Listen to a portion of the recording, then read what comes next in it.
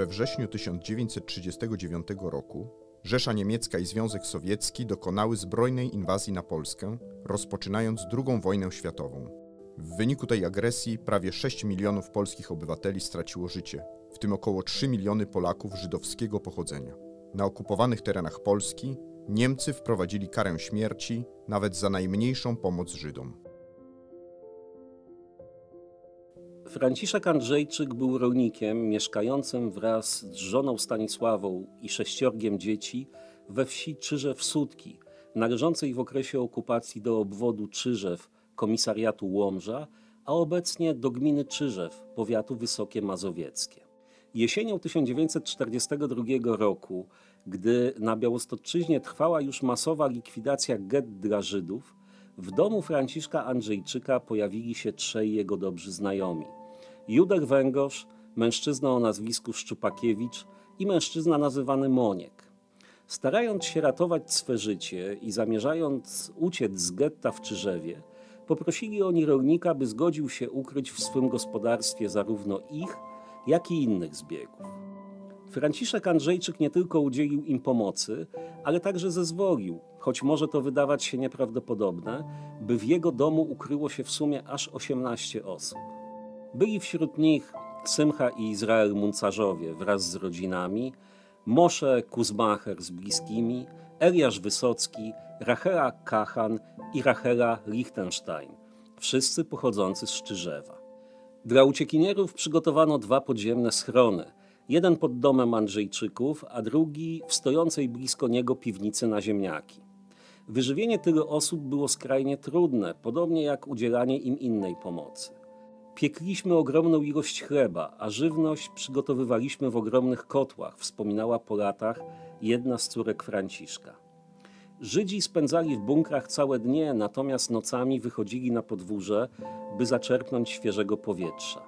Niestety, po kilku miesiącach ukrywani zaczęli naruszać elementarne zasady bezpieczeństwa.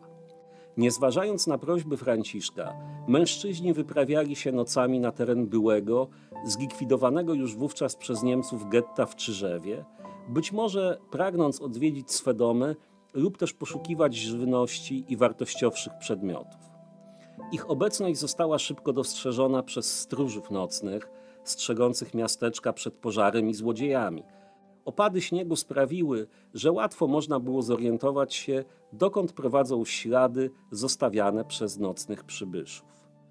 Rankiem 20 marca 1943 roku w gospodarstwie Stanisławy i Franciszka Andrzejczyków pojawili się żandarmi z posterunku w Czyżewie, dowodzeni przez Niemca o nazwisku Karwat.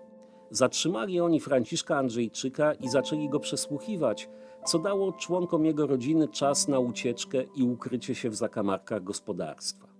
Gdy rolnik zaprzeczył, że ukrywa Żydów, żandarmi rozpoczęli rewizję, ostukując podłogi w budynkach i rozbijając wybrane miejsca siekierami. Jako pierwszy został odnaleziony schron, w którym przebywali Józef Węgorz, Szczupakiewicz i Moniek. Zostali oni natychmiast zabici. Jeden z żandarmów oddał też z pistoletu maszynowego serię strzałów do Franciszka Andrzejczyka, pozbawiając go życia. Świadkami tej śmierci byli jego bliscy. Po pewnym czasie, po roztrzaskaniu podłogi pod domem, Niemcy odnaleźli też drugi schron, w którym przebywały przede wszystkim kobiety i dzieci. Żydzi zostali powiązani sznurami, a następnie usadzeni na wozy konne, które wyruszyły wkrótce w kierunku wsi Szurborze Wielkie.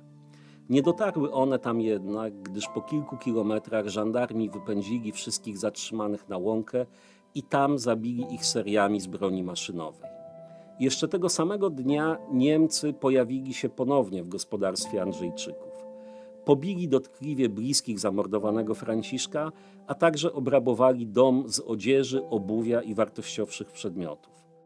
Wkrótce wdowę i dzieci poinformowano, że cały ich majątek przechodzi na własność niemieckich władz okupacyjnych.